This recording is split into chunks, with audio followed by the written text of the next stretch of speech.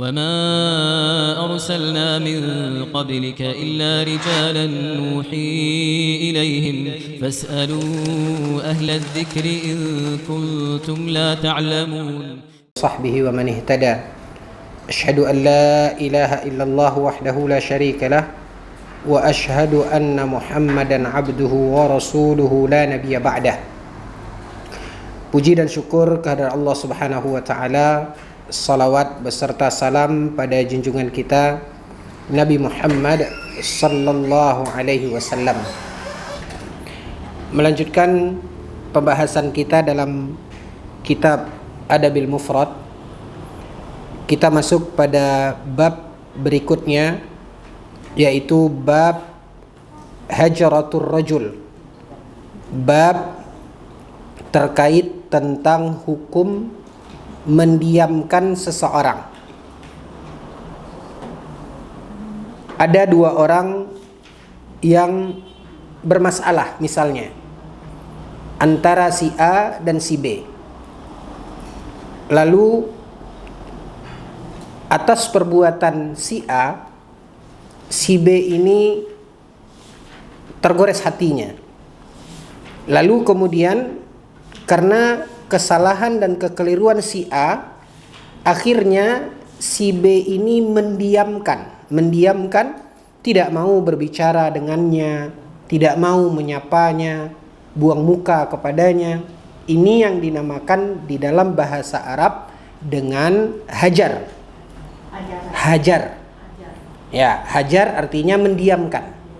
Ya, tidak berbicara, tidak menyapa, ya, bahkan jangankan bertemu, bercengkrama sebagaimana layaknya dalam hubungan antara sesama muslim yang dikatakan oleh Allah Azza wa Jalla di dalam Al-Qur'an, innamal mu'minuna ikhwah, bahwasanya kaum mukminin ini bersaudara. Yang seyogianya seorang mukmin mesti beramah tamah dengan saudaranya, saling menyapa.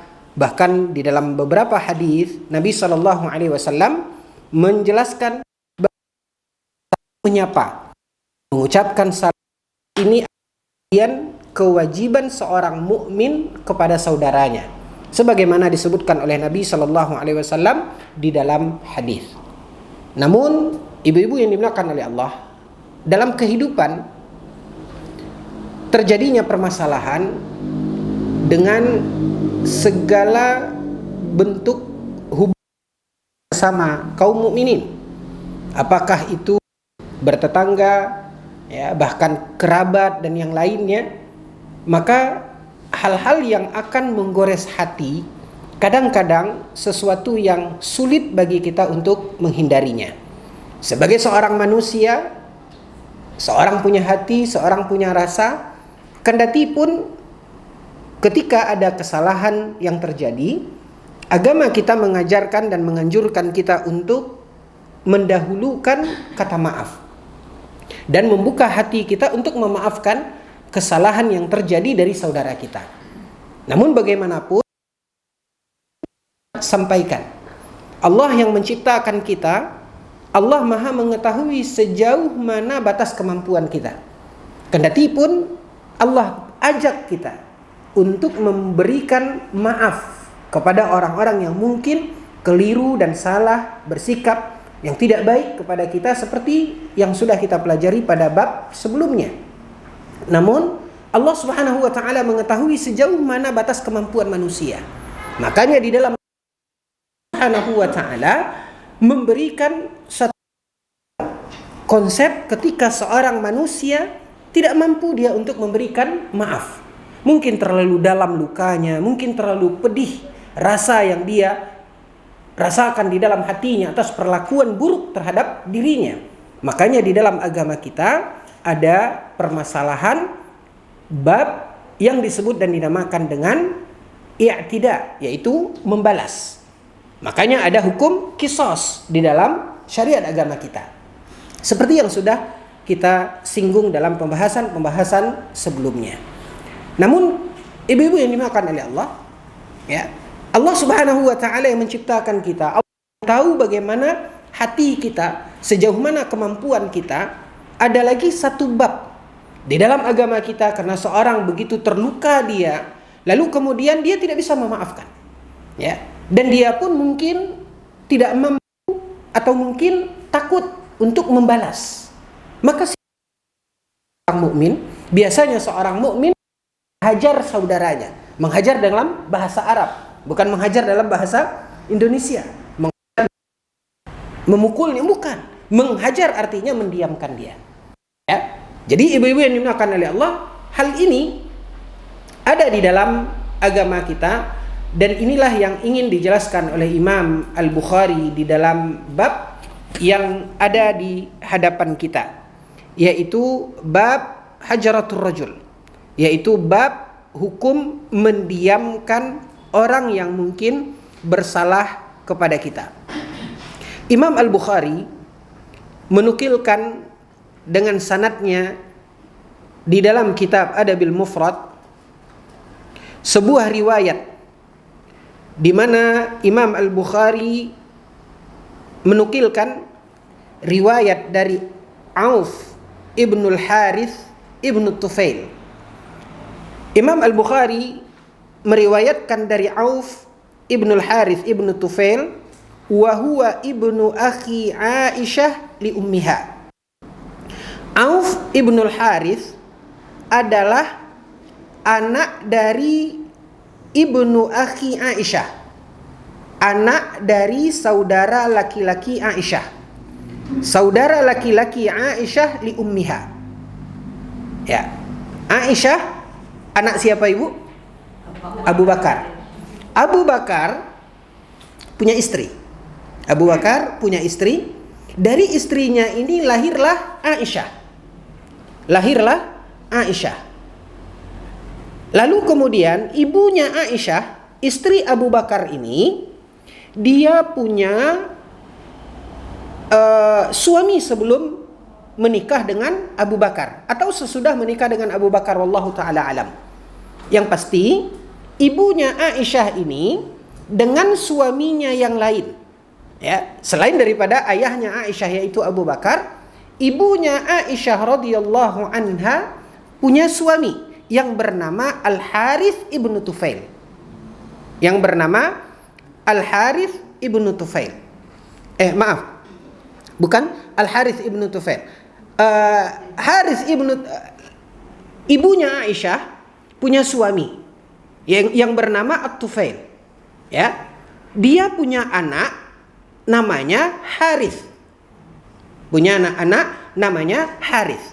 Jadi Al-Harith ini saudara seibu Aisyah. Saudara seibu Aisyah.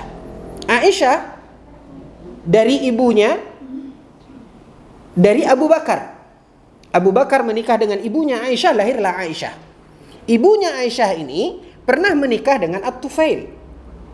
Punya anak namanya Al-Harith. Maka Harith dengan Aisyah ini saudara apa ibu? Seibu. Pertanyaannya, mahram apa tidak Aisyah dengan Al-Harith? Mahram. Saudara seibu. Beda ayah. Lalu Al-Harith menikah dan punya anak, diberi nama Auf. Diberi anak namanya Auf. Nah, ibu-ibu yang dimuliakan oleh Allah, anna Aisyah radhiyallahu anha hadathat, bahwasanya Aisyah radhiyallahu anha mengatakan, dia berbicara kepada Auf ibnul Harith, di mana anna Abdullah ibnu Zubair qala fi bai'in aw ata, di mana Abdullah ibnu Zubair ketika dia ada transaksi dalam al-bai', dalam jual beli, atau dalam hibah, dalam pemberian. Apa itu artinya pemberian? Artinya ada muamalah antara Abdullah ibnu Zubair dengan Aisyah radhiyallahu anha. Baik ibu, terjadi muamalah. Apa muamalahnya? Imma dalam jual beli atau memberi. Artinya ini masalah di dalam kehidupan seorang mukmin terkait dengan kehidupan dunia, yaitu transaksi jual beli atau barter dan yang lainnya, yang pasti ada hubungan antara Abdullah ibnu Zubair dengan Aisyah radhiyallahu anha.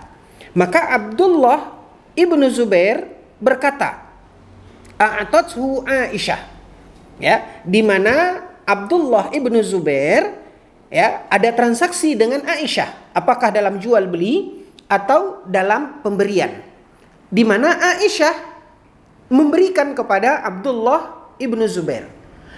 Dalam hal ini, ya, tidak dirincikan ibu-ibu yang dimuliakan oleh Allah apa yang terjadi. Yang pasti muncul masalah, sehingga Abdullah ibnu Zubair berkata, kata Abdullah ibnu Zubair, wallahi latantahiyanna Aisyah aw la ahjuranna 'alaiha. Ya. Tidak tahu apa yang terjadi secara rinci, tidak dirincikan di sini di dalam riwayat ini. Yang pasti terjadi masalah yang membuat tidak enaknya antara Aisyah radhiyallahu anha dengan Abdullah ibnu Zubair. Maka ketika itu Abdullah ibnu Zubair mengatakan, latantahiyanna Aisyah wa la ahjuranna 'alaiha. Ya. Seharusnya, kata Abdullah ibnu Zubair, Aisyah radhiyallahu anha menyelesaikan ini. Artinya supaya tidak ada masalah antara mereka. Wala ahjuranna 'alaiha, atau saya akan mendiamkan Aisyah. Kata siapa ibu? Kata Abdullah ibnu Zubair. Abdullah ibnu Zubair mengeluarkan kata-kata ini ketika terjadi permasalahan antara Aisyah dengan Abdullah ibnu Zubair. Nah, ketika Abdullah ibnu Zubair mengucapkan kata-kata ini, di mana kata-kata ini menggambarkan bahwasanya Abdullah ibnu Zubair akan mengambil sikap untuk mendiamkan Aisyah. Artinya tidak menegur Aisyah, ya, tidak mengucapkan salam kepada Aisyah. Ini yang disebut dengan al-hajar tadi. Lalu kemudian ibu-ibu yang dimuliakan oleh Allah, hal ini terdengar oleh Auf ibn al-Harith. Tentu ibu-ibu yang dimuliakan oleh Allah, Auf, apa hubungannya tadi dengan Aisyah? Keponakan Aisyah. Ya. Tentu dia berempati kepada bibinya, ammahnya. Lalu dia sampaikan kepada Aisyah radhiyallahu anha. Dia sampaikan kepada Aisyah apa yang dikatakan oleh Abdullah ibnu Zubair. Ya. Yang pasti ibu-ibu yang dimuliakan oleh Allah, ini adalah orang-orang yang mulia, orang-orang yang saleh, yang jangan kita dengan apa yang disebutkan di dalam riwayat ini ada sedikit noda pandangan kita kepada orang-orang saleh ini. Jangan. Ya. Yang pasti di sini kita garis bawahi, apapun dalam kehidupan manusia tersinggung, ada hal-hal yang tidak mengenakan, ini bisa saja terjadi, bahkan juga terjadi di kalangan para sahabat. Tapi ingat ibu-ibu yang dimuliakan oleh Allah, sebagai seorang mukmin, kewajiban kita memuliakan, menghormati, dan tidak boleh berpandangan buruk, apalagi mencap keburukan kepada para sahabat. Ya. Kita ambil saja pemahaman di mana kita tetap di dalam menjaga hati kita terhadap memandang para sahabat.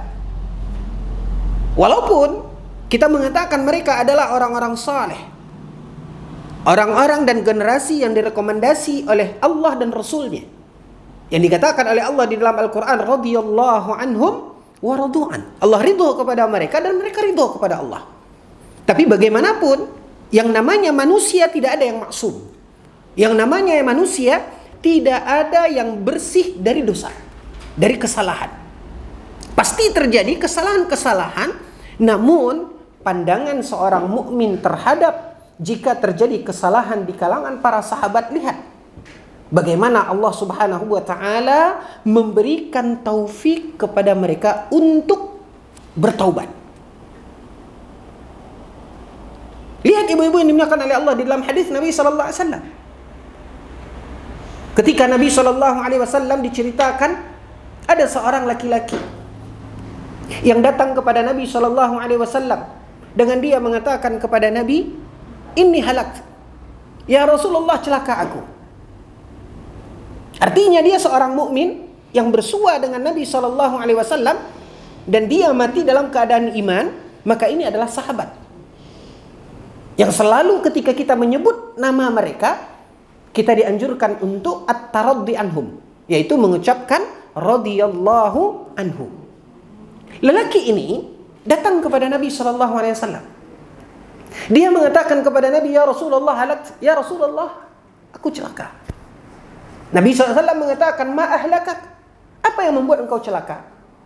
Kata lelaki tersebut, "Waqa'tu 'ala imra'ati wa ana sha'im." Maaf ibu, dia katakan kepada Nabi, dia kadukan kepada Nabi, "Ya Rasulullah, aku menggauli istriku di siang hari bulan Ramadan." Ini sebuah kesalahan yang kita tahu ibu-ibu ini dimuliakan oleh Allah. Karena kejadian ini, karena apa yang terjadi pada dia, Allah Subhanahu wa ta'ala memberikan syariat. Akhirnya kata Nabi sallallahu alaihi wasallam, kalau itu yang terjadi, ya, kata Rasulullah sallallahu alaihi wasallam, di samping puasanya batal dan dia harus mengqadanya, dan di samping itu dia harus membayar kafarat. Ada kafaratnya. Kata Nabi SAW, "A'tikir raqabah." Merdekakan budak sebagai kafarat atau sanksi dari perbuatan tersebut. Nah, kita tahu ibu-ibu yang dimuliakan oleh Allah, apa yang dijelaskan oleh para ulama, di antaranya Imam Az-Zahabi. Ketika Imam Az-Zahabi menjelaskan tentang dosa-dosa besar,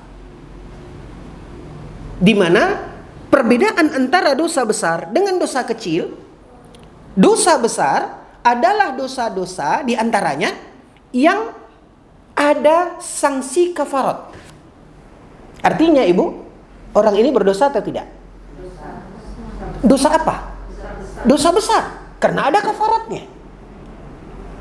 Karena ada kafaratnya. Lalu kemudian ibu-ibu yang dimuliakan oleh Allah, setelah apa yang terjadi pada orang ini, Nabi SAW menjelaskan, "A'tikir raqabah." Merdekakan budak. Lalu dia mengatakan, kalau aku tidak bisa, kata Nabi SAW, "Fasum syahraini mutatabi'ain." Berpuasalah 2 bulan berturut-turut. Gimana mau puasa 2 bulan berturut-turut? Sebulan saja melanggar. Gimana kalau tidak bisa ya Rasulullah? Apa kata Rasulullah? "At'im sittina miskina." Maka kafaratnya bagi yang tidak mampu yang pertama, dia lakukan yang kedua. Kalau tidak mampu yang kedua, lakukan yang ketiga, yaitu memberi makan 60 orang miskin. Nah, ibu-ibu yang dimuliakan oleh Allah, bagaimanapun kemuliaan para sahabat yang kita yakini, di mana mereka adalah manusia-manusia pilihan yang dipilih oleh Allah Subhanahu wa ta'ala untuk mendampingi Rasulnya, Nabi Muhammad sallallahu alaihi wasallam. Bukan berarti orang-orang saleh ini adalah orang-orang yang maksum, orang-orang yang terbebas dari kesalahan dan dosa. Terjadi pada kehidupan mereka di mana mereka tergelincir. Tapi ibu-ibu yang dimuliakan oleh Allah, akidah kita terhadap para sahabat ridwanullahi alaihim ajma'in, di mana kita selalu at-taraddi anhum, selalu kita mengucapkan radhiyallahu anhum, yaitu agar Allah Subhanahu wa taala, semoga Allah Subhanahu wa taala meridhai mereka.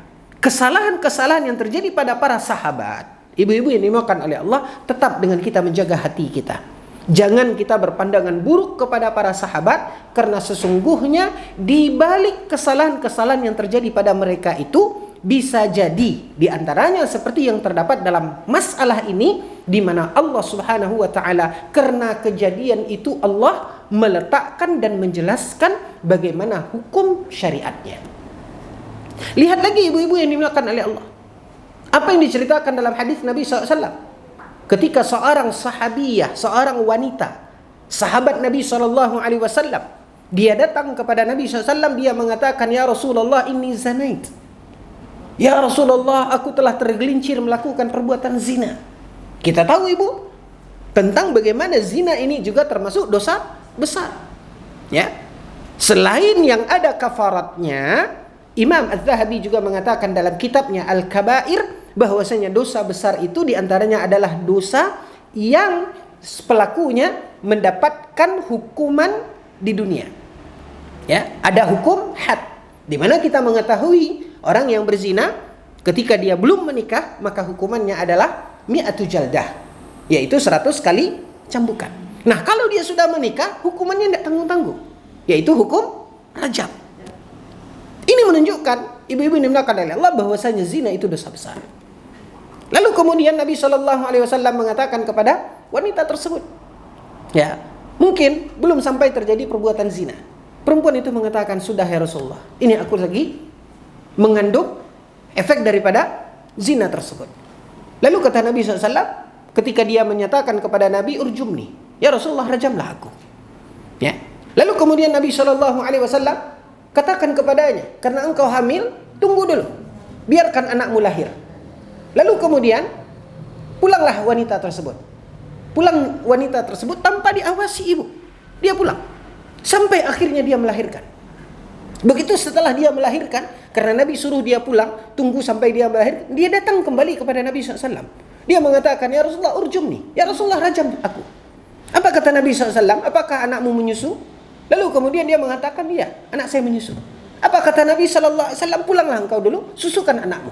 Berapa lama ibu? 2 tahun. Batas waktu diberikan oleh Nabi SAW. Sampai selesai, barulah kemudian dia datang kembali kepada Nabi SAW. Ya, lalu Nabi SAW menjatuhkan hukuman rajam kepada dia. Lihat ibu-ibu yang dimuliakan oleh Allah. Poin yang kedua, kesalahan yang terjadi pada para sahabat, yang harus sebagai seorang mukmin kita tetap menjaga hati kita tanpa berpandangan buruk kepada para sahabat. Lihat bagaimana ketika mereka tergelincir, Allah Subhanahu wa ta'ala memberikan taufik kepada mereka untuk bertaubat. Allah Subhanahu wa ta'ala buka hati mereka untuk bertaubat. Lihatlah ibu-ibu yang dimuliakan oleh Allah, apa yang terjadi pada wanita tersebut. Ketika diberikan kelapangan, diberikan kebebasan, yang bisa saja dia mangkir, tapi dia tidak mangkir. Kenapa ibu-ibu yang dimuliakan oleh Allah? Itulah mereka. Itulah para sahabat dengan kebersihan hati mereka dan kekokohan tauhid mereka. Maka dari 2 poin ini, ibu-ibu yang dimuliakan oleh Allah, apapun itu yang kita baca terjadi pada para sahabat, di kehidupan para sahabat ridwanullahi alaihim ajma'in, kita sebagai seorang yang beriman tetap jaga hati kita berpandangan kepada para sahabat. Mereka tetap kita yakini sebagai orang-orang yang mulia, manusia-manusia yang telah dipilih oleh Allah Azza wa Jalla untuk mendampingi Rasulnya.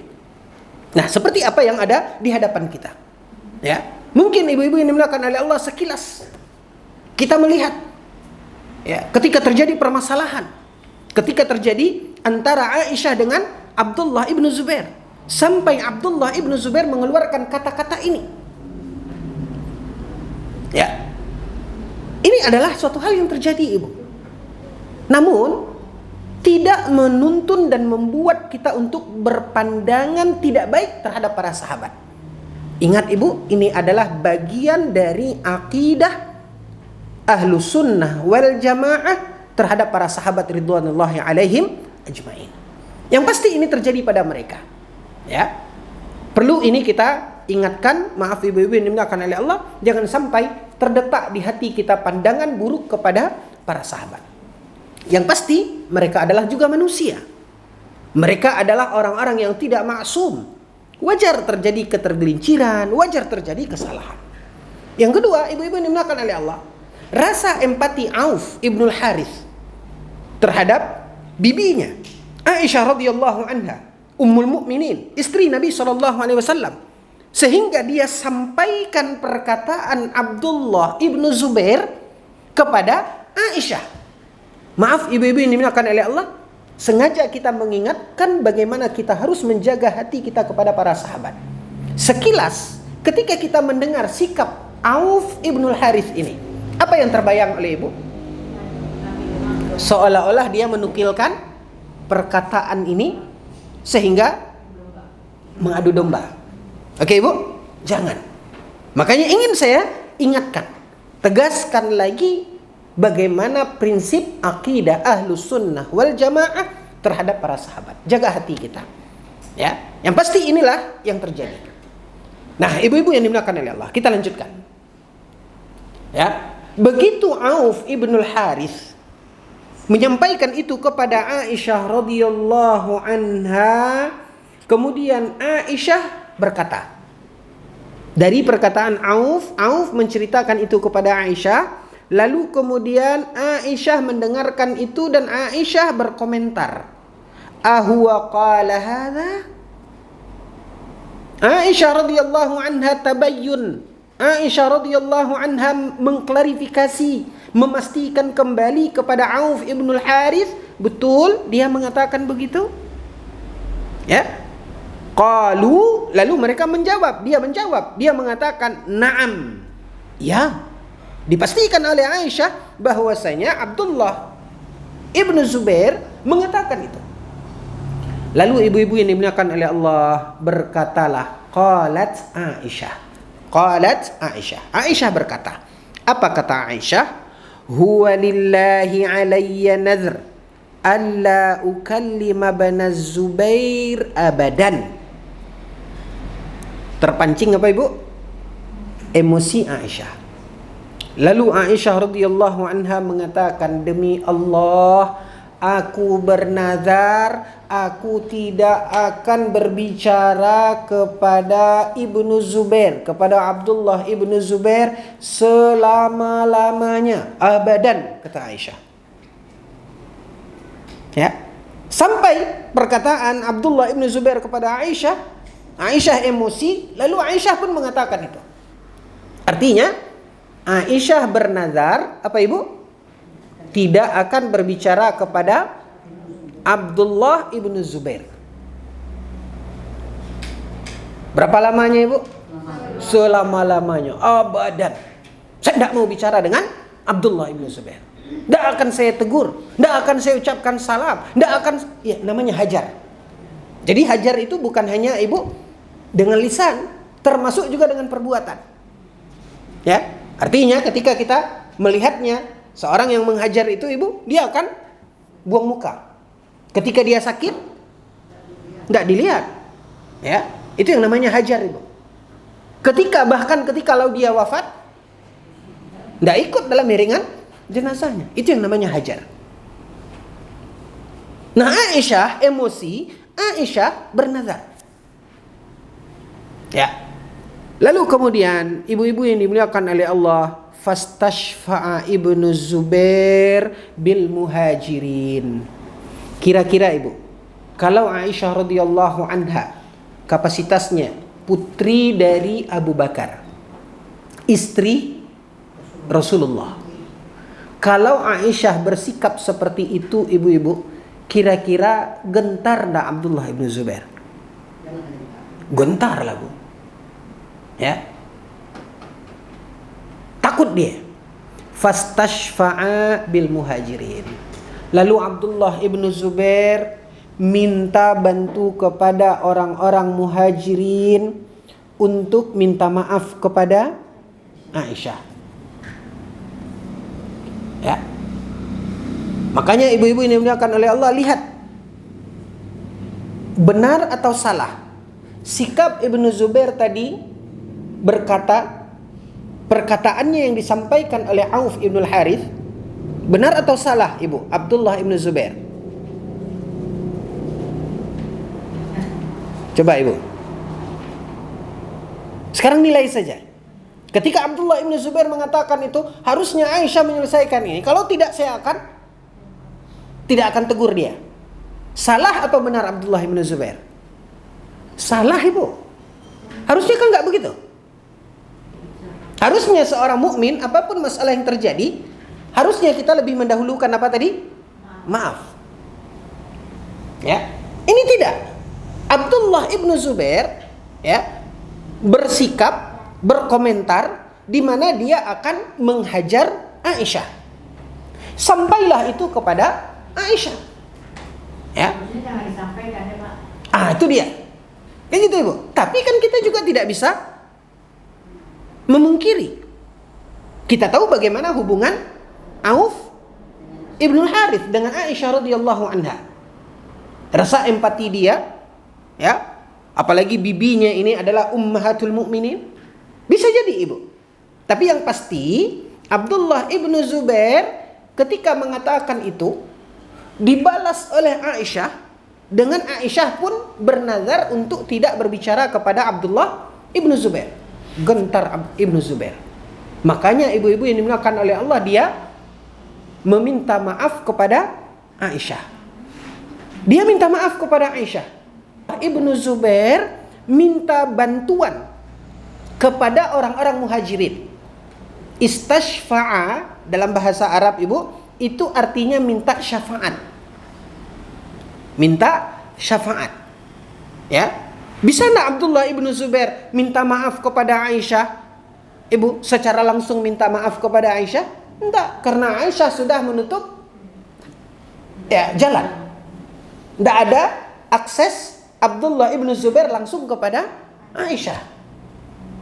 Ya. Enggak ada aksesnya. Otomatis ibu, Abdullah ibnu Zubair butuh siapa? Butuh perantara. Orang yang bisa menyampaikan permohonan maaf Abdullah ibnu Zubair kepada Aisyah. Lihat ibu-ibu yang dimuliakan oleh Allah, artinya kalaupun kita tadi melihat sikap Abdullah ibnu Zubair kesalahan, lihat dengan kejadian ini Allah berikan nggak pintu untuk Abdullah ibnu Zubair menyadari kesalahannya ibu? Ya, sehingga sadar dia. Maka dia minta maaf kepada Aisyah. Tapi apa boleh buat? Akses sudah tertutup. Otomatis dia berusaha untuk mencari apa ibu? Cari jalan, cari bala bantuan. Kepada siapa? Dia memohon kepada kaum muhajirin. Memohon kepada kaum muhajirin, berharap mudah-mudahan Aisyah radhiyallahu anha mau dan sudi membukakan hati dan pintu maaf. Fastashfa'a bil muhajirin hina talat hijratuha iyah. Maka dia pun meminta bantuan untuk menyampaikan permohonan maaf kepada kaum muhajirin, agar kaum muhajirin menyampaikan kepada Aisyah ketika telah lama. Ya, telah lama ibu. Memang betul Aisyah radhiyallahu anha tidak berbicara kepadanya. Aisyah radhiyallahu anha buang muka. Aisyah radhiyallahu anha menghajarnya. Ya, maka setelah itu ibu-ibu ini yang dimuliakan oleh Allah, Abdullah ibnu Zubair minta bantuan kepada kaum muhajirin. Lalu sampai ibu, disampaikan oleh kaum muhajirin kepada Aisyah permohonan maaf Abdullah ibnu Zubair, dan agar Aisyah radhiyallahu anha mencabut apanya ibu? Nazarnya. Ya. Ibu-ibu yang dimuliakan oleh Allah, di zaman Rasulullah, ya, ada 3 orang sahabat ketika mereka tidak ikut berperang. Mereka tidak ikut berperang. Terbawa fitnah, hasutan orang-orang munafik. Sehingga mereka berikan alasan ketika Nabi SAW minta dan himbau kaum muslimin untuk berperang. Ada 3 orang yang terhasut, sehingga mereka mangkir. Mereka tidak ikut berperang. Akhirnya ibu-ibu yang dimuliakan oleh Allah, Nabi SAW menghajar 3 orang ini. Menghajar dengan arti kata mendiamkan, tidak mengucapkan salam. Ya, bahkan ketika mereka coba untuk mengucapkan salam kepada Nabi SAW, Nabi buang muka dan Nabi tidak menjawab salam mereka. Ini diceritakan oleh Allah Subhanahu wa taala dalam Al-Qur'an, Ibu. Ya. Bahkan sampai lebih sebulan Nabi SAW mendiamkan mereka. Ketika itu ibu-ibu yang dimuliakan oleh Allah, apa yang terjadi pada mereka? Mereka merasa dunia ini sempit, Ibu. Mereka merasa dunia ini sempit. Tak sanggup mereka ketika disikapi oleh Nabi SAW seperti itu. Ya. Maka inilah yang terjadi. Sama ibu-ibu yang dimuliakan oleh Allah. Ya. Kayak kita lah. Misalnya ibu-ibu. Ya. Ibu sebagai seorang istri sangat mencintai dan santun kepada suami. Orang yang paling kita hormati. Ya. Setelah kehidupan berumah tangga. Ya, ini yang ada di hadapan kita. Terus terjadi sebuah kesalahan, kekeliruan, entah apalah. Namanya rumah tangga. Ya. Tidak mungkin ibu makan itu sendok dan garpu tidak apa? Tidak berdenting, itu tidak mungkin. Ya. Itu ibarat yang dikatakan oleh orang tua-tua kita.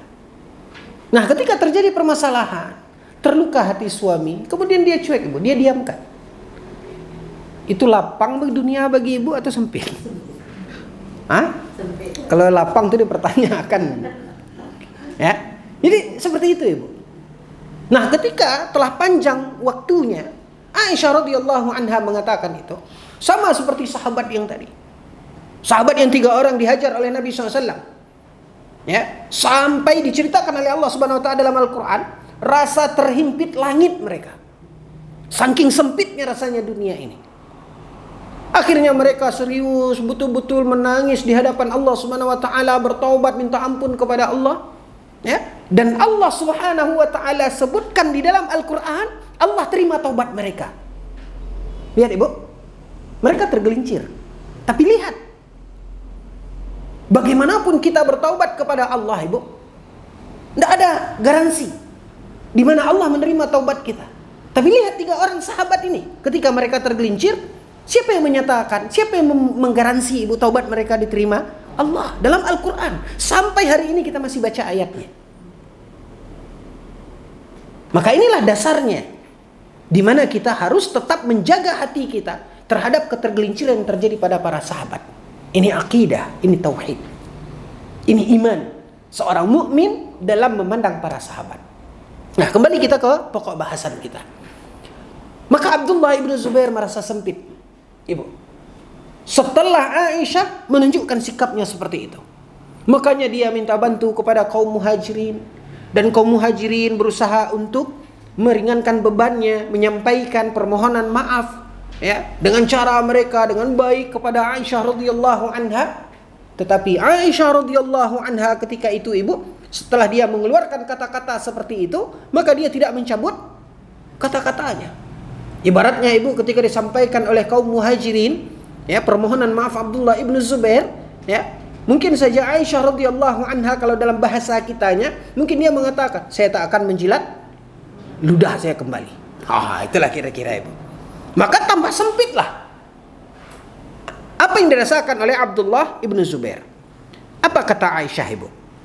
Wallahi la ashfa' fihi ahadan abadan. Apa kata Aisyah? Begitu orang-orang muhajirin, ya, coba untuk menyampaikan kata maaf Abdullah ibnu Zubair kepada Aisyah. Apa kata Aisyah? Demi Allah, tidak ada seorang pun yang bisa menengahi antara aku dan Abdullah ibnu Zubair. Ya, dalam ungkapan bahasa kita Ibu, dalam bahasa pasar kita, mungkin Aisyah mengatakan seperti itu. Saya tak akan menjilat ludah saya lagi. Ya, ibaratnya dia tidak terima Ibu. Walaupun kaum muhajirin sudah berusaha untuk menyampaikan itu, mengajak bernegosiasi dengan Aisyah radhiyallahu anha.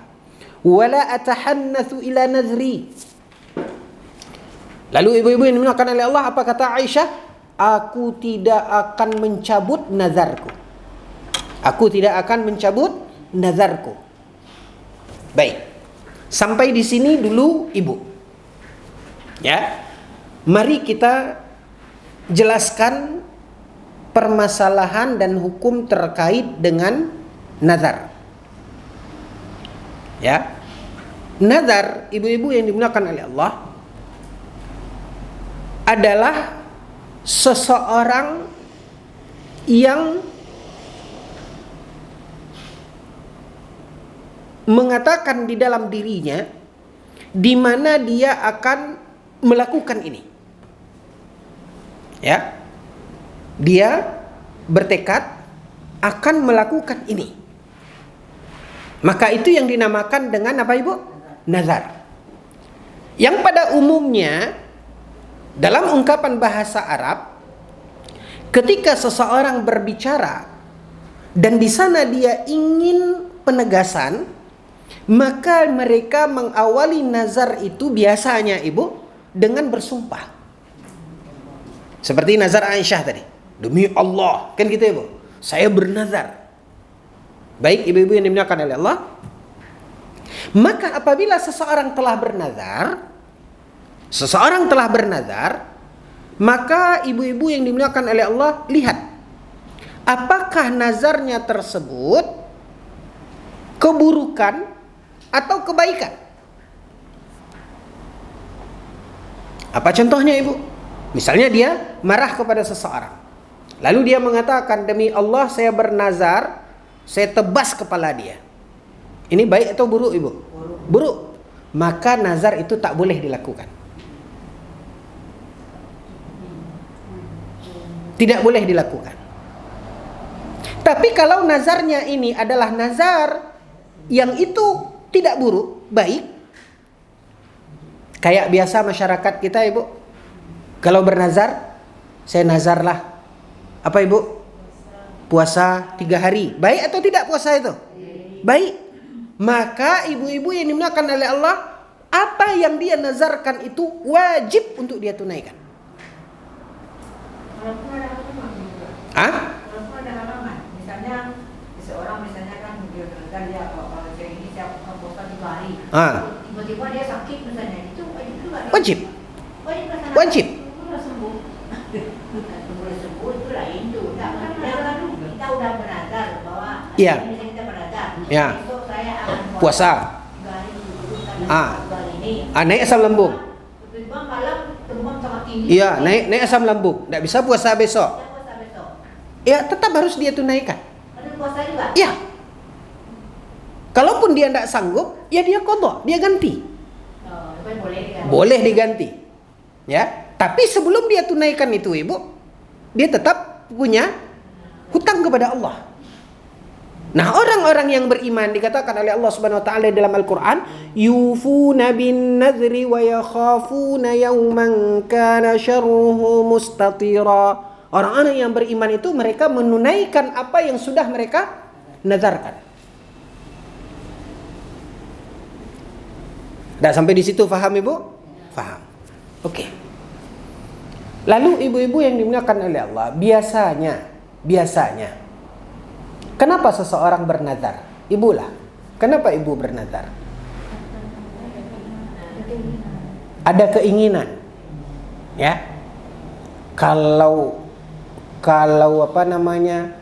saya mendapatkan ini, maka saya akan bernazar puasa 3 hari. Yang gitu ibu. Kalau tembus proyek ini, saya bernazar saya akan bangun masjid. Kan gitu ibu? Mengharapkan apa ibu? Sesuatu kebaikan atau keburukan yang menimpa kita diangkat oleh Allah. Contohnya apa ibu? Batu ibu sakit, lalu ibu bernazar, kalau sehat ini saya akan puasa 3 hari. Kalau saya akan puasa 3 bulan. Misalnya, ibu-ibu yang dimuliakan oleh Allah, kalau seseorang bernazar, maka hukumnya tadi, kita tidak berbicara kalau nazarnya tadi buruk ibu. Kalau sehat saya lampang kepala ibu itu satu. Itu buruk. Tidak boleh. Ini sudah clear. Nah, kalau nazarnya itu baik, maka dia wajib menunaikannya. Ini yang dikatakan oleh Allah, yufuna bin nadri. Mereka wajib menunaikan apa yang sudah mereka nazarkan. Namun ibu-ibu yang dimuliakan oleh Allah, hukum nazar ibtidaan, sebelum ibu bernazar, bagaimana hukum nazar itu?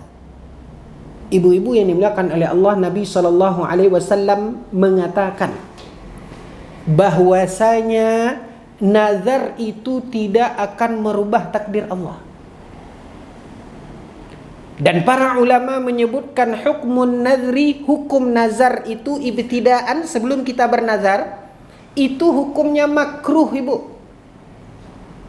Bukan sesuatu yang dianjurkan.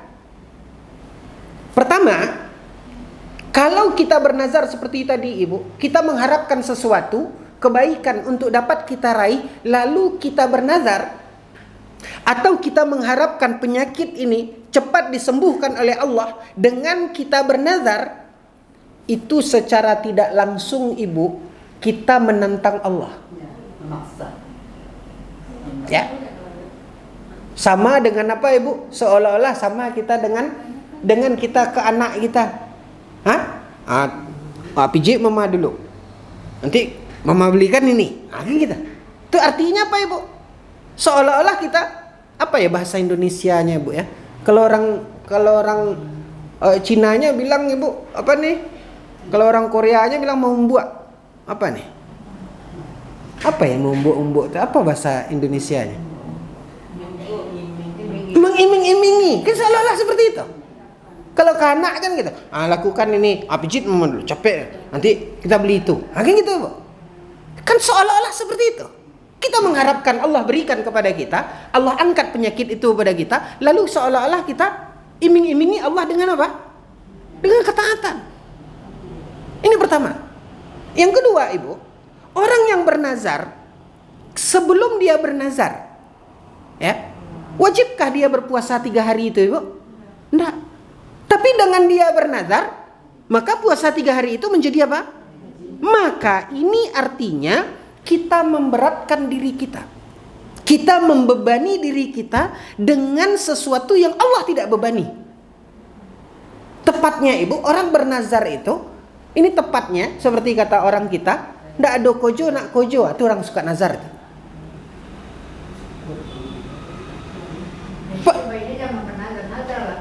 Makanya Ibu, hukum bernazar itu, sebelum Ibu bernazar, hukumnya makruh. Dalam bahasa para ulama mengatakan apa? Hukmun nazri ibtidaan makruh. Sebelum Ibu bernazar makruh. Oh, jangan kira Ibu karena nazar tadi, oh iyalah, hebatlah. Sama dengan anak kita yang kita iming-imingi tadi, karena dia mengharap akan diberikan itu, akhirnya apa Ibu? Iya, dikerjakan juga. Ini gitu. Dia tunaikan juga, dia lakukan juga apa yang kita suruh. Seolah-olah kan kita memposisikan Allah seperti itu. Makanya ini tidak terpuji. Yang kedua Ibu, jangan kira Allah tertarik dengan iming-imingan kita. Makanya Nabi SAW mengatakan, Innan nadhra la yughayyiru syai'a. Sesungguhnya nazarmu itu enggak ngaruh.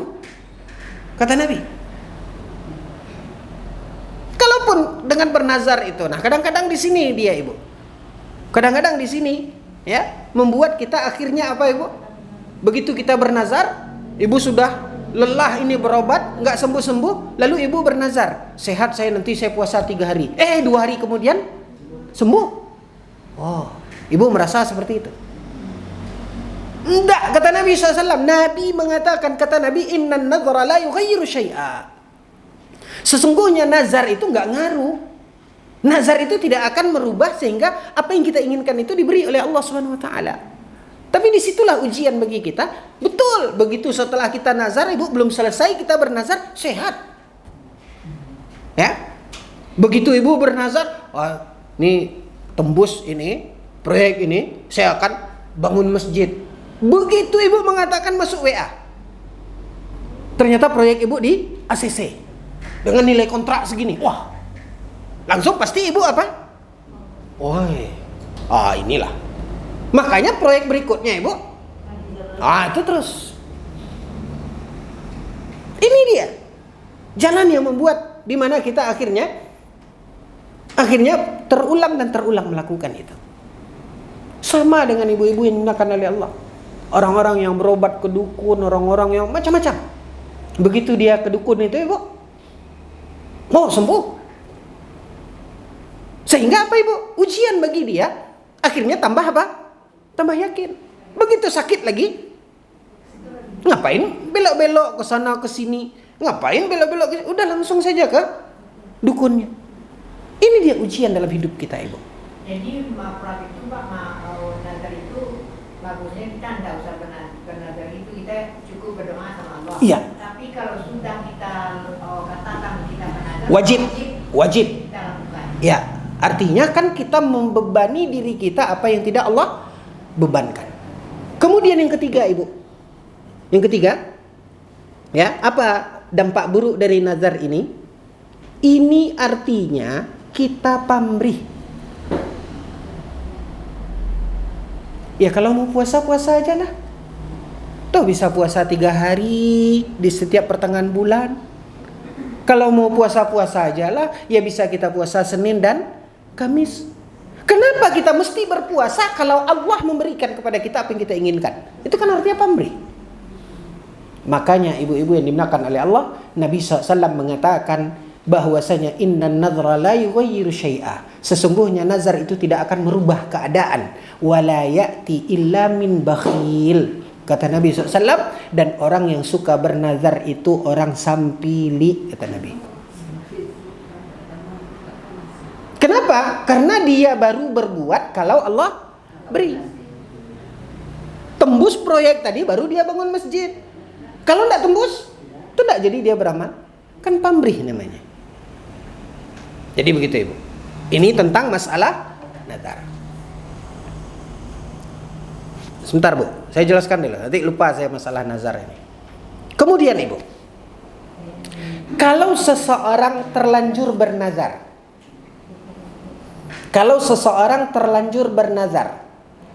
dan tadi kita katakan pada umumnya ketika bernazar itu untuk penegasan, seseorang bersumpah, demi Allah, kalau seandainya proyek ini tembus, saya akan bangun masjid. Kan gitu ibu.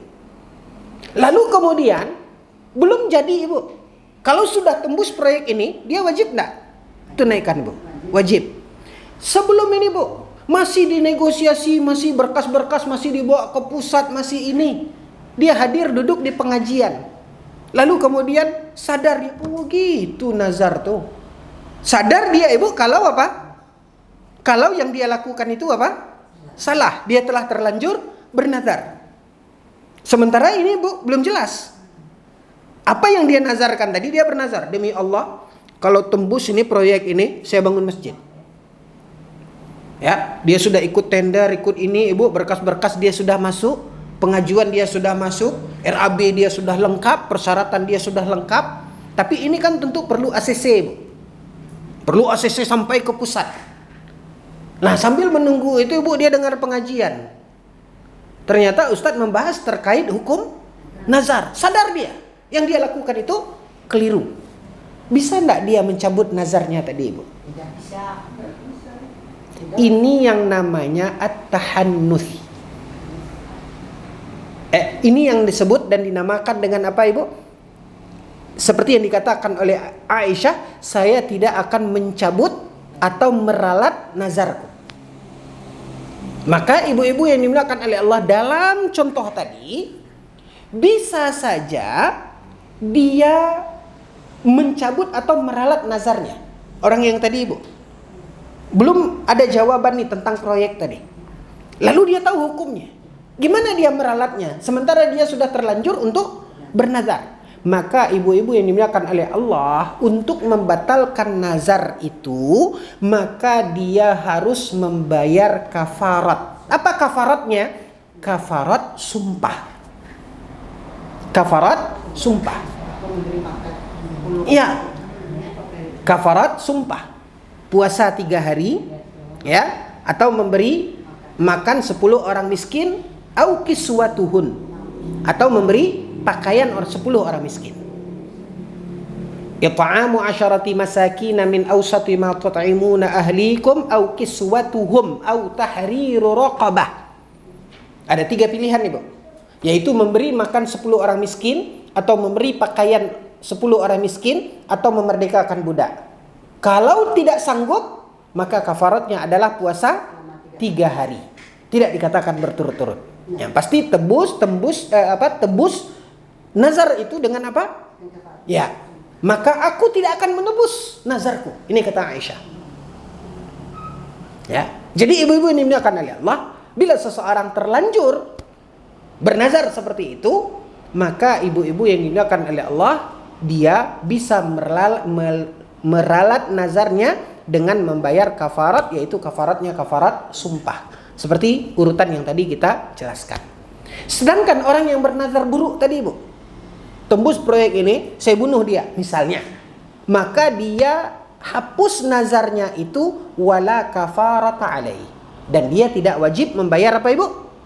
Kafarat. Tidak ada kafaratnya. Kalau nazarnya itu nazar apa? Nazar buruk. Oke ibu, dalam hal itu ibu faham masalah nazar? Baik, silakan ibu. Kalau kita tersakitin, Ya. kita bernazar seperti apakah boleh kita bernazar kita tidak mau mencakap bernazar atau berdiam, apa boleh itu? Seperti Aisyah. Ya. Ini nanti akan sampai kita ke situ. Jadi ibu pandang dulu di sini, kita tadi sampai pada apa ibu? Aisyah bernazar, Aisyah menghajar orang yang menyakiti dia tadi, yaitu Abdullah ibn Zubair. Kita belum habiskan hadis ini. Ya, ini akan kita bahas ibu. Saya hanya hentikan tadi pembahasan kita agar kita faham dulu tentang hukum nazar ini. Nanti kita akan sampai. Mari kita lihat. Jadi hukum nazar itu sebenarnya tidak baik ya? Enggak baik ibu. Baik orang bakhil. Terpuji enggak orang bakhil kan gitu? Enggak. Ya. Dari 3 sisi kelemahan tadi ibu. Ulangi lagi. Orang yang bernazar tadi, pertama ibu, seolah-olah dengan nazarnya itu dia memposisikan Allah, mengiming-imingi Allah. Yang kedua ibu, dengan nazar itu merubah keadaan atau tidak? Tidak. Oh, tidak akan cepat ibu sembuh dari sakit ibu dengan nazar ibu. Tidak. Nabi mengatakan ibu, nazar itu nggak ngaruh. Ya, nggak mati juga nih. Nazar itu nggak ada pengaruhnya. Yang ketiga apa ibu? Berarti orang yang suka bernazar itu kata Nabi adalah orang bakhil, pelit. Jadi tidak ada yang terpuji di situ. Ya bu. Jadi himbau yang suka-suka bernazar itu sudah stop. Tidak ada baik-baiknya. Ya, kalau mau ibadah aja, jangan pamrih. Ya. Cukup. Bahkan itulah yang dilakukan oleh seorang mukmin. Baik ibu, kita lanjutkan. Kita sampai tadi pada Aisyah didatangi oleh kaum muhajirin, ya, membantu Abdullah ibn Zubair minta maaf. Aisyah mengatakan, tidak ada seorang pun yang bisa menengahi antara aku dengan Abdullah ibn Zubair. Ya, tidak diterima oleh Aisyah apa yang disampaikan oleh muhajirin. Faqalat, Aisyah kemudian mengatakan, wallahi la ashfa'u fihi ahadan abada. Demi Allah, tidak ada seorang pun yang bisa merekomendasikan. Artinya menjadi penengah. Wala atahannath ila nadri. Dan aku tidak akan mencabut nazarku. Falamma tala dhalika ala ibn Zubair kallamal Miswar ibnu Makhramah. Akhirnya ibu, tadi sudah lama Aisyah mendiamkan. Datang muhajirin, ditolak oleh Aisyah. Lalu kemudian bertambah lama lagi. Ibaratnya ibu, kalau tadi 2 lapis langit dirasakan oleh Abdullah ibn Zubair menghimpitnya, setelah itu semakin lama ibu tentu semakin bertambah. Sampai 7 lapis langit rasanya ibu. Bertambah berat. Akhirnya Abdullah ibn Zubair menemui seseorang yang bernama Miswar bin Makhramah. Dia menemui Miswar bin Makhramah. Wa Abdurrahman ibn al-Aswad bin Abdi Yaghuth. Lalu dia temui juga Abdurrahman bin Aswad bin Abdi Yaghuth. Wa huma min Bani Zuhrah. Dan 2 orang ini yaitu Miswar dan Abdurrahman ini adalah dari suku Zuhrah. Faqala lahuma, Abdullah ibn Zubair berkata kepada 2 orang ini, yaitu Miswar dan Abdurrahman, unshidukuma billah lamma adkhaltumani ala Aisyah fa innaha la yahillu laha an tanzura qati'ati. Ya, apa kata Abdullah ibn Zubair? Aku minta bantuan kalian untuk menyampaikan kepada Aisyah, ya, tidak boleh dia bernazar seperti ini. Tolong ingatkan Aisyah. Ya. Ini di mana Abdullah ibn Zubair merasa sangat menderita dengan sikap Aisyah ini. Maka dia datangi dua orang yang rasanya berpengaruh. Dia minta agar orang ini menyampaikan kepada Aisyah, fa innaha la yahillu laha an tanzura qati'ati. Dia sebenarnya bernazar memutuskan hubungan dengan aku. Fa aqbala bihil Miswar wa Abdurrahman. Ya. Lalu dibantu oleh dua orang ini, oleh Miswar dan Abdurrahman, untuk menyampaikan hal itu kepada Aisyah. Mustamilaini alaihi bi ardiyatihima hatta ista'zana ala Aisyah. Lalu datanglah dua orang ini, Miswar dan Abdurrahman. Setelah dia memakai pakaian yang bagus dengan penampilan yang bagus, dia datang kepada Aisyah, minta izin menemui Aisyah. Lalu mereka berdua mengatakan assalamu alaik. Dia ucapkan salam kepada Aisyah wa rahmatullahi wa barakatuh. Ana dukhul. Lalu mereka minta izin kepada Aisyah. Adab yang diajarkan di dalam agama kita, ibu. La tadkhulu buyutan hatta tasta'nisu wa tusallimu ala ahliha. Tidak boleh kita masuk rumah seseorang sebelum kita minta izin dan mengucapkan salam. Dia meminta izin. Ana dukhul, bolehkah kami masuk? Faqalat Aisyah, berkata Aisyah, udkhulu. Berkata Aisyah mengatakan masuklah. Qala kulluna ya ummul mu'minin. Lihat ibu, adabnya kaum muslimin kepada ummul mu'minin. Mereka ucapkan salam. Assalamualaikum warahmatullahi wabarakatuh. Ana dukhul, bolehkah kami masuk? Kata Aisyah, masuklah. Mereka bertanya lagi, ibu, dua-duanya kami atau satu-satu boleh masuk? Lihat ibu adabnya. Mereka minta izin sampai betul-betul yakin bahwasanya Aisyah mengizinkan kedua-duanya. Kulluna, bolehkah kami berdua masuk, langsung masuk? Lalu kemudian Aisyah mengatakan, na'am, udkhulu kullukum. Masuklah. Ya. Barulah kemudian ibu-ibu yang dimuliakan oleh Allah, Aisyah berkata, wala ta'lam anna ma'ahuma ibnu Zubair. Pada waktu itu ibu, Aisyah tidak tahu kalau bersama Miswar dan Abdurrahman ini ada siapa, ibu? Ada Abdullah ibnu Zubair. Tapi mereka sudah terlanjur mengucapkan salam Aisyah di dalam rumah, ibu. Lalu kemudian mereka mengatakan, ana dukhul, bolehkah kami masuk? Lalu kemudian Aisyah mengatakan, masuklah. Ya, kami masuk semua atau satu-satu? Begitu kata mereka kepada Aisyah. Apa kata Aisyah? Masuk aja lah. Begitu, ibu. Ternyata mereka masuk, dan ketika itu mereka bersama siapa, ibu? Ini lakon ini. Kira-kira, ibu, kalau timpa dek ibu, ya, masuklah kata ibu. Ya, ibu nak tahu Paja tu sama dia. Lalu ibu buka pintu. Oh, nampak batang hidungnya, ibu. Kira-kira apa nih ibu lakukan? Nggak sekedar terkejut, ibu. Mungkin ibu empaskan pintu. Oh, sudah diam. Ya. Aisyah tidak tahu ada Abdullah ibn Zubair. Falamma dakhala ibn Zubair al-hijaba fa'ataqa Aisyah wa tafiqa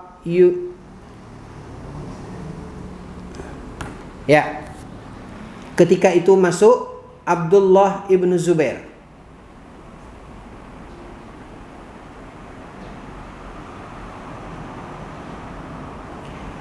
Ya, ketika itu setelah masuk ibu, masuk Ibnu Zubair bersama mereka. Fa'atanaqa Aisyah wa tafiqa yunashiduha yabki. Masuk juga Abdullah ibnu Zubair, lalu Abdullah ibnu Zubair menangis minta maaf kepada Aisyah. Wa tafiqa al-Mishwar wa Abdurrahman yunashidaniha illa ma kallamatu wa qabilat minhu. Ya, begitu juga ibu Miswar dan Abdurrahman yang dimintai tolong oleh Abdullah ibnu Zubair coba untuk menyampaikan juga kepada Aisyah radhiyallahu anha, ya, permohonan maaf Abdullah ibnu Zubair. Wa yaqulani, lalu mereka sampaikan kepada Aisyah, innan nabiyya sallallahu alaihi wasallam naha an ma amil minal hijr. Ya, mereka mengatakan Nabi sallallahu alaihi wasallam melarang seperti apa yang engkau lakukan ini, yaitu mendiamkan Abdullah ibn Zubair. Mereka sampaikan kepada siapa, Ibu? Kepada Aisyah, bahwasanya Nabi sallallahu alaihi wasallam melarang apa yang engkau lakukan ini. Fa innahu la yahillu li muslimin an yahjura akhahu fawqa 3 layalin. Nabi sallallahu alaihi wasallam bersabda, apa kata Nabi sallallahu alaihi wasallam, ibu-ibu? Bahwasanya la yahillu li muslimin, tidak halal bagi seorang muslim untuk mendiamkan saudaranya ketika terjadi permasalahan, ketika hatinya terluka. Tidak halal seseorang mendiamkan saudaranya ini lebih dari 3 malam. Mereka ingatkan, Ibu. Maka bolehkah yang dilakukan oleh Aisyah ini, Ibu? Tidak. Awalnya boleh. Ketika hati kita terluka, ketika kita tidak bisa memaafkan, ya, begitu emosinya kita sehingga kita menghajarnya, mendiamkannya. Tidak mau dia bicara, kita buang muka. Ini yang disebut dengan hajar tadi, Ibu. Bolehkah ini? Boleh. Tapi maksimal 3 hari. Baik, Ibu. Nah, apa bedanya dengan 3 orang yang tidak ikut berperang, yang dihajar oleh Nabi SAW panjang waktunya, lebih sebulan, Ibu. Lama. Ini dilakukan oleh Nabi SAW. Sementara Nabi di sini mengatakan apa? Tidak boleh lebih dari 3 hari. Apa bedanya, Ibu?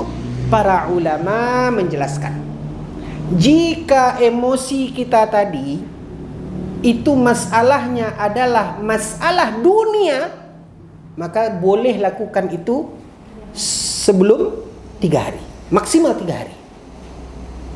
Tapi kalau emosi kita masalahnya itu adalah masalah agama, ya, ada seseorang, Ibu, kita tahu nih misalnya, ya, terkait masalah agama, kita marah kepada dia, mungkin dia menghina Nabi, dia macam-macam yang dilakukan oleh orang terkait tentang masalah apa? Agama, boleh kita menghajarnya. Makanya ibu-ibu yang dimuliakan oleh Allah, ada bab yang dikupas oleh para ulama seperti dijelaskan oleh Syekh Ibrahim Ar-Ruhaili di dalam kitabnya Mauqif Ahli Sunnati wal Jamaah min Ahli Ahwa wal Bid'ah. Ya, itu sikap Ahli Sunnah wal Jamaah terhadap ahli bid'ah.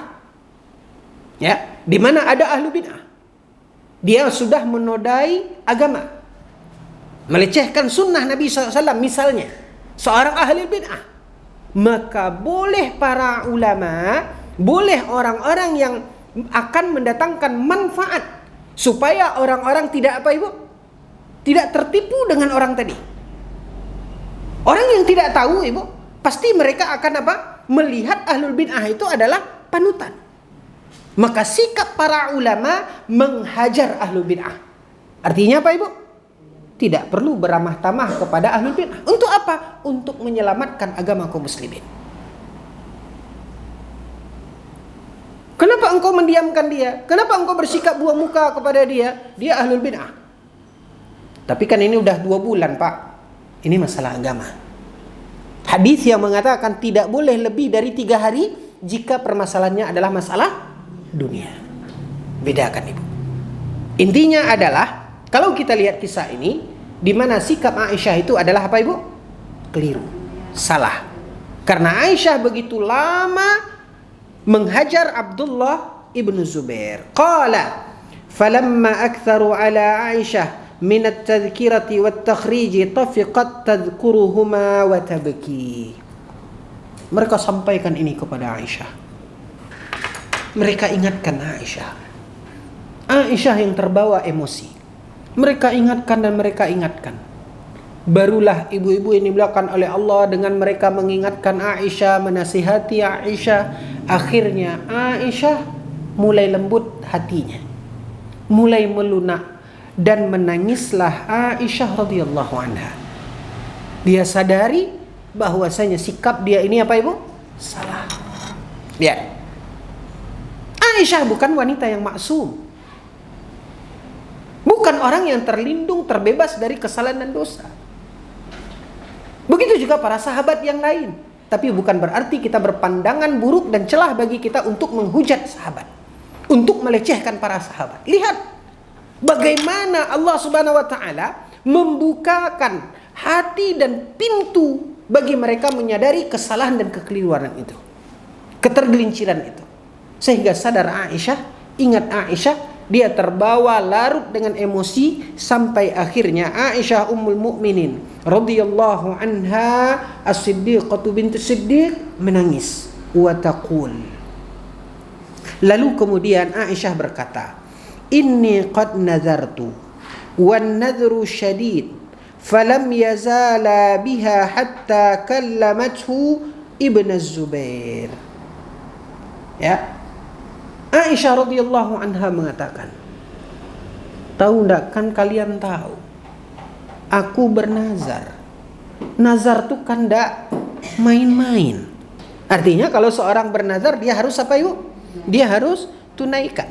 Falam yazala biha hatta kallamathu Ibnu Zubair. Tapi Miswar dan Abdurrahman Ibu terus ya menyejukkan hati Aisyah. Ya, mengingatkan Aisyah. Mereka terus menasihati Ibu. Mereka terus menenangkan Aisyah radhiyallahu anha bahwasanya Aisyah telah salah. Terus mereka, dan henti Ibu. Mereka nasihati, sampaikan terus ke Aisyah, nggak bisa sekali, 2 kali, 3 kali. Terus mereka sampaikan. Kapan berhentinya? Ketika kalau Aisyah radhiyallahu anha sudah mencabut nazarnya tadi dan Aisyah mau berbicara kepada Abdullah ibn Zubair. Lihat Ibu. Kalau Ibu runut lagi ke atas bab sebelumnya, kepedulian kita kepada saudara kita yang sedang apa Ibu? Bermasalah, bersiteru.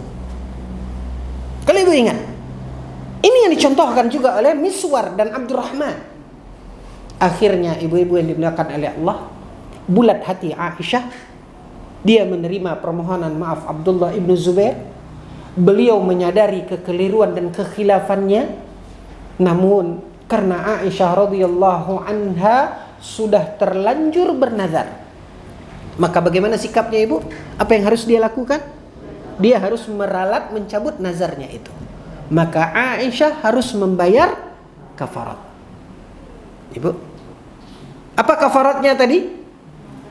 Urutannya, memberi makan 10 orang miskin, kemudian memberi pakaiannya, atau memerdekakan budak, atau puasa 3 hari.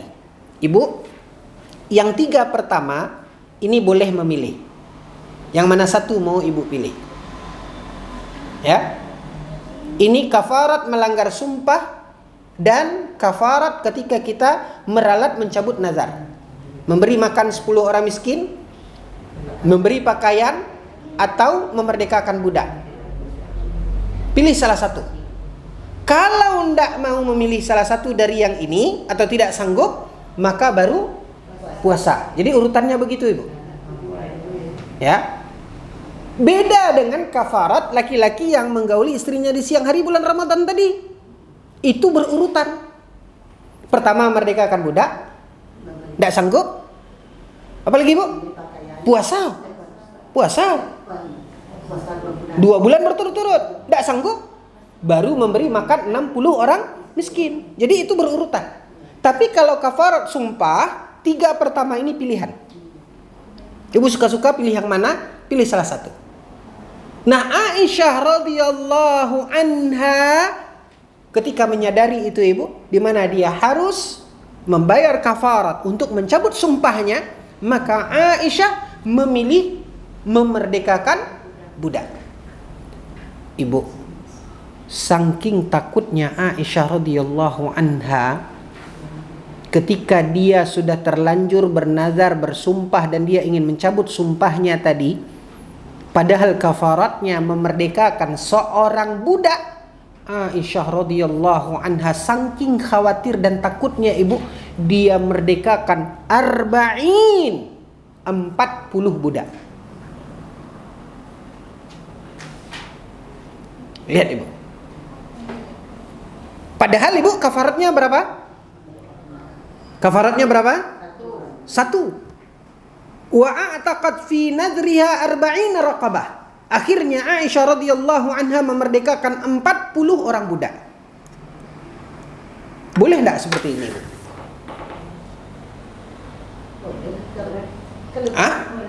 Boleh. Karena kewajibannya berapa? Sama ibu, kurban. 1 keluarga 1 ekor kambing, itu wajibnya. Ada suami, ada istri, ada 6 anak misalnya. Cukup 1 keluarga ini berkurban dengan 1 ekor kambing. Dia punya kelapangan. Suaminya 1 ekor sapi, istrinya 1 ekor sapi. 8 sapi dia berkorban. Boleh apa tidak ibu? 8 ekor kambing. Sapi. Padahal sapi itu ibu, 1 ekor sapi itu untuk 7 orang. Dia punya rezeki kok. Nggak akan apa namanya? Nggak akan berkurang hartanya. Jangankan kambing, sapi akan itu. Boleh enggak? Boleh. Karena itu kebaikan. Silakan. Wajib 1, Aisyah memerdekakan 40 orang budak. Nah, jadi ini dia ibu-ibu yang dimuliakan oleh Allah. Ya, ini yang dilakukan oleh Aisyah radhiyallahu anha. Apa dalil Aisyah? Dalil Aisyah hadis Nabi SAW ketika Nabi mengatakan wa atbi'is sayyi'atal hasanata tamhuha. Iringi perbuatan keliru kita, salah kita, iringi dengan apa? Dengan kebaikan. Karena kebaikan yang kita lakukan setelah kita salah, maka itu akan menghapus kesalahan. Lihat ibu, bagaimana kemudian Aisyah radhiyallahu anha dengan ketergelincirannya, dengan kesalahan yang dia perbuat, membuat Aisyah radhiyallahu anha melakukan kebaikan yang besar. Maka dia merdekakan 40 orang budak. Kita tuntaskan. Wa kanat nadhkuru nadraha ba'da dzalika fatabki hatta tabulla dumu'uha khimaraha. Setelah itu berlalu ibu, setelah kejadian itu, ya, bila orang-orang menyebut itu, ya, kadang kan seperti itu bu. Satu kejadian sudah lama teringat lagi, ada orang bercerita itu, sampai akhir hayatnya Aisyah, kalau ada orang menceritakan kejadian ini bu, di mana Aisyah pernah menghajar Abdullah ibnu Zubair dan dia bernazar seperti itu, yang walaupun dia sudah tebus, dia sudah berbukti, dia meminta ampun kepada Allah atas kekeliruan itu. Tapi ketika kalau orang bicara itu ibu, kalau orang mencerita, ingat kembali Aisyah dengan itu ibu, Aisyah menangis. Saking derasnya air matanya ibu ketika ada orang yang menyinggung itu, Aisyah sedih, Aisyah menyadari kekeliruannya, Aisyah menangis.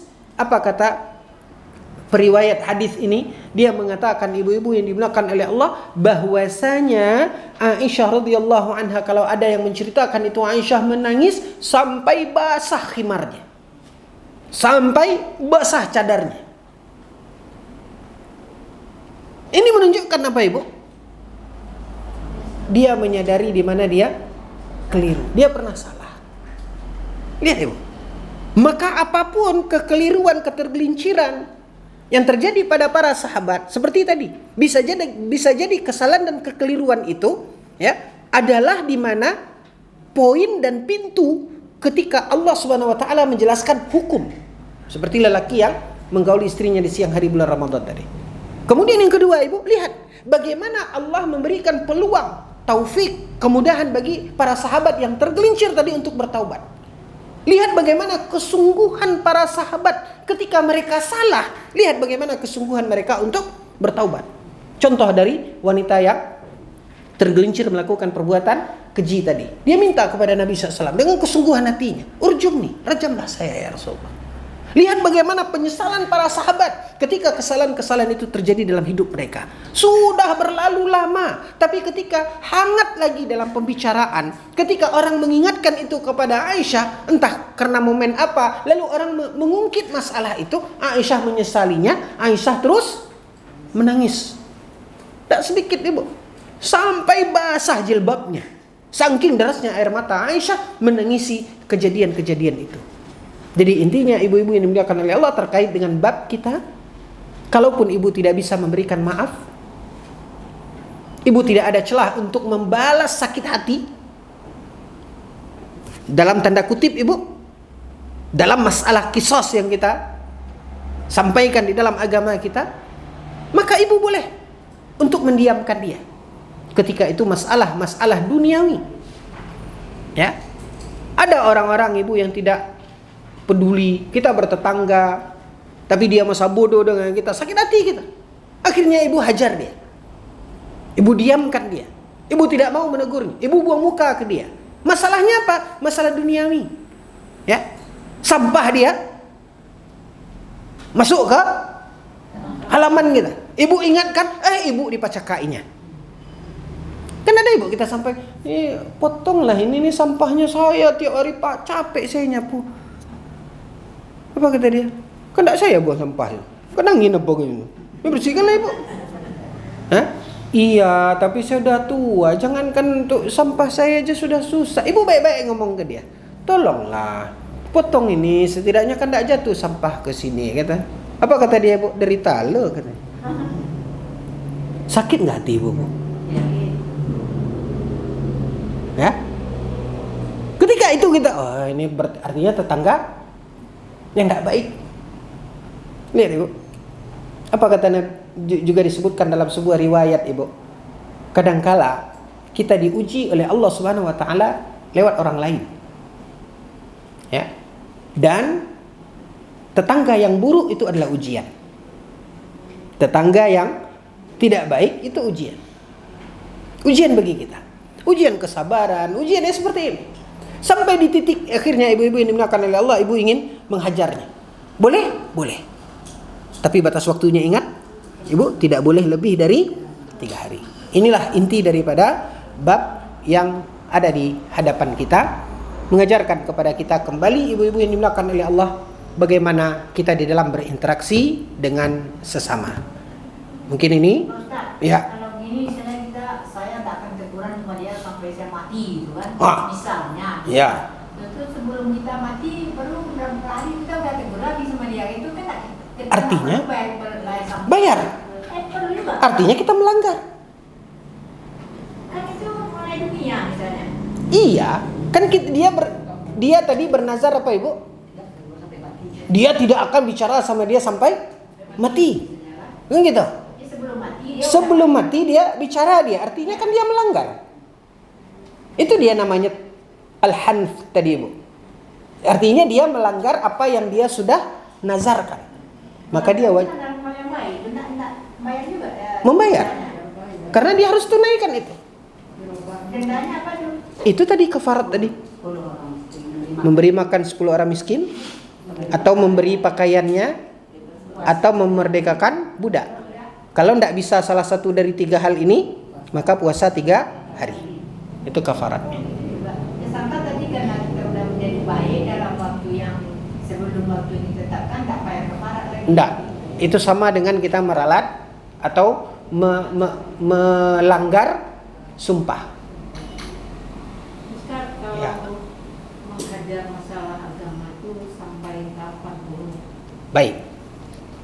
Jadi ibu-ibu yang dimuliakan oleh Allah, seperti yang tadi saya katakan, Syekh Ibrahim Ar-Ruhaili dalam kitabnya Mauqif Ahli Sunnah wal Jamaah menjelaskan itu, di mana ada sikap ditunjukkan oleh para ulama berdalilkan kepada hadis di mana Nabi SAW pernah menghajar 3 orang sahabatnya. Karena ini masalahnya adalah masalah agama, maka hal itu tidak ada batasan waktu 3 hari.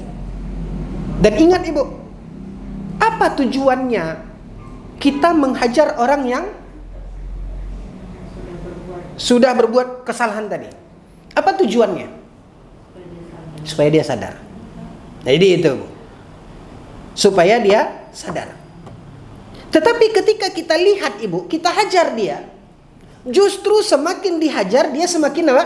Jadi semakin mengke. Artinya apa, Ibu? Tidak ada manfaatnya, tidak ada pengaruhnya. Maka sudah hentikan. Kenapa? Karena min husni islamil mar'i tarkuhu ma la ya'ni. Ya, ciri baiknya agama seorang mukmin adalah menghentikan atau meninggalkan apa yang tidak bermanfaat. Artinya kalau kita hajar justru dia semakin menjadi-jadi, semakin mengke, artinya tidak ada manfaat. Jadi seperti itu. Kemudian, Ibu, juga dijelaskan panjang lebar itu, Ibu. Terkait masalah ini mauqif ahli sunnah wal jamaah min ahli al-ahwa wal bid'ah, Syekh Ibrahim Ar-Ruhaili itu mengarang 2 jilid kitabnya setebal ini, Bu. Dan kitab itu sudah diterjemahkan ke dalam bahasa Indonesia. Ya, itu poin-poinnya, syarat-syaratnya dijelaskan, diuraikan. Jadi seperti itu. Yang intinya, kalau masalahnya masalah agama, ini tidak ada batasan waktunya. Yang dikatakan batasan 3 hari itu bila penyebabnya adalah masalah dunia. Ya, silakan. Ntar, Bu, gantian, Bu. Kita dengan melaksanakan sholat taubat, maka dosa kita yang lalu-lalu itu terhapuskan dengan sholat taubat. Baik. Ibu-ibu yang dimuliakan oleh Allah, ketika kita melakukan kesalahan, lalu kemudian kita menyadari kesalahan itu, yang kita lakukan itu salah. Baik, Ibu. Ya, masyarakat kita selalu menyebutkan ada sebuah ibadah yang dikatakan dengan sholat taubat. Baru saja di hadapan kita, apa yang terjadi pada Ummul Mukminin? Ada enggak disebutkan di situ Ummul Mukminin sholat taubat, Bu? Ini hadis depan kita nih. Apa yang dilakukan oleh Ummul Mukminin, oleh Aisyah? Bayar kafarat, bertaubat, minta ampun kepada Allah, menyesali, berjanji untuk tidak mengulanginya. Ya, dia tinggalkan itu, buktinya dia tinggalkan, dia bayar kafarat. Dia hentikan itu, buktinya dia bayar kafarat. Dia sesali, apa bukti dia menyesali, Ibu? Ketika ada yang mencongkel masalah itu, Aisyah menangis. Karena dia menyesali, pasti dia berjanji dalam dirinya untuk tidak mengulangi itu. Ada enggak dikatakan Aisyah salat yang dinamakan dengan salat taubat? Makanya ibu-ibu yang dimuliakan oleh Allah, sebagian para ulama mengkritik yang namanya salat taubat itu. Karena tidak ada perintah, banyak ibu-ibu yang dimuliakan oleh Allah. Seperti yang kita katakan tadi, wajar terjadi ketergelinciran, kesalahan pada sahabat. Ketika itu Allah bukakan bagi mereka, Allah mudahkan mereka untuk bertaubat. Sama dengan lelaki tadi, Ibu, kan itu kesalahan yang dia gauli istrinya di siang hari bulan Ramadan. Nabi suruh bayar kafarat. Ada enggak Nabi katakan, ada, ambil duduk, salat taubat? Ada enggak? Enggak. Makanya, Ibu, salat taubat yang biasa di masyarakat kita itu dikritik oleh para ulama. Mana dalilnya? Dalilnya hanya dalil secara umum. Dalil secara umum yang mengatakan apa, Ibu? Di dalam Al-Quran Allah berfirman, wasta'inu bis sabri was salah.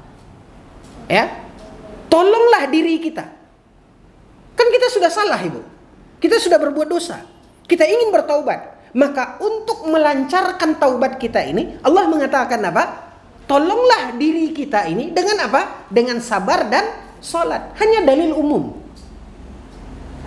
Makanya saya katakan, Ibu, sebahagian besar para ulama mengkritisi masalah salat taubat ini.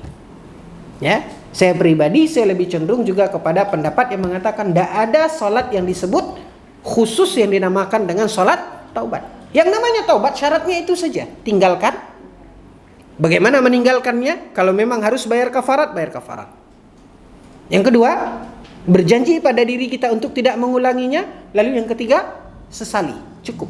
Dan itu sudah melengkapi taubat yang kita lakukan itu menjadi taubatan nasuha. Jadi seperti itu.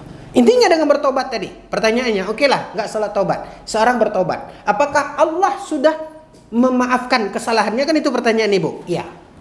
Karena Allah Subhanahu wa taala berfirman dalam Al-Qur'an dalam surat At-Tahrim, "Ya ayyuhalladzina amanu tubu ilallahi taubatan nasuha. Asa rabbukum an yukaffira ankum sayyi'atikum wa yudkhilakum jannatin tajri min tahtiha al-anhar." Apa kata Allah? Wahai orang-orang yang beriman, bertaubatlah kepada Allah dengan taubat nasuha. Apa syaratnya taubat nasuha yang 3 tadi? Nah, apabila seseorang sudah bertaubat dengan taubatan nasuha, maka Allah, sesuatu yang tertutup nampak lagi apa enggak, Bu? Enggak. Artinya sudah hilang. Dimaafkan oleh Allah, diampunkan oleh Allah. Silakan, Ibu. Tadi kan ada dampak buruk dari nazar itu. Dan nazar itu Pak, satu nazar itu tidak akan berubah keadaan. Oke. Yang kedua, seolah-olah orangnya kikir terjadi sesuatu kebaikan dulu baru dia berkata. Pemberi. Ya. Pemberi. Kikir. Yang ketiga apa, Pak? Yang ketiga, dia seolah-olah apa tadi? Mengiming-imingi Allah. Jadi kalau atau Ibu ganti dengan bahasa lain, suka bernazar itu adalah sikap yang tidak baik kepada Allah. Kan kayak kita sama anak-anak jadinya. Masa Allah kita gitu kan. Nah, jadi. Oke, Bu. Ada lagi? Silakan terakhir. Kalau misalnya kita pernah sangat menzalimi orang di menurut kita gitu, terus kita pernah berkata begini, ya Allah, janganlah pertemukan aku lagi dengan dia. Ya. Itu sih bernazar atau berdoa? Oh, doa. Oh, itu nggak apa-apa tuh. Enggak apa-apa. Sehingga Kenapa? Karena Ibu, kadang-kadang kan gitu Ibu. Nampak juga punca hidungnya, menggelegak juga darah kita. Yang gitu. Mana yang lebih baik kita bertemu dengan dia atau tidak? Tapi dia lagi, lu lagi, kan gitu Ibu. Kadang-kadang kan itu Ibu. Orang yang bermasalah dengan kita itu, tiap sebentar ketemu, padahal kita, aduh. Lalu kita minta kepada Allah dalam doa, ya Allah, ya, kalau dapat ya Allah, janganlah saya jumpa sama dia. Janganlah nampak sama saya punca hidungnya Allah. Yang gitu. Itu permintaan kita kepada Allah. Masalah Allah kabulkan atau tidak, itu masalah lain. Tapi berdoanya kita seperti itu, kalau rasanya itu lebih bermaslahat demi menjaga hati kita Ibu, silakan. Toh itu kita minta kepada Allah, ya Allah, kalau bisa ya Allah, janganlah saya jumpa juga dengan dia. Janganlah saya berurusan juga dengan pajak tu ya Allah. Kan gitu Ibu. Itu doa namanya. Wallahu ta'ala alam. Mohon maaf Ibu atas segala kekhilafan dan kekurangan. Kita akhiri dengan doa kafaratul majlis. Subhanakallahumma bihamdika asyhadu an la ilaha illa anta astaghfiruka wa atubu ilaik. Wassalamualaikum warahmatullahi wabarakatuh.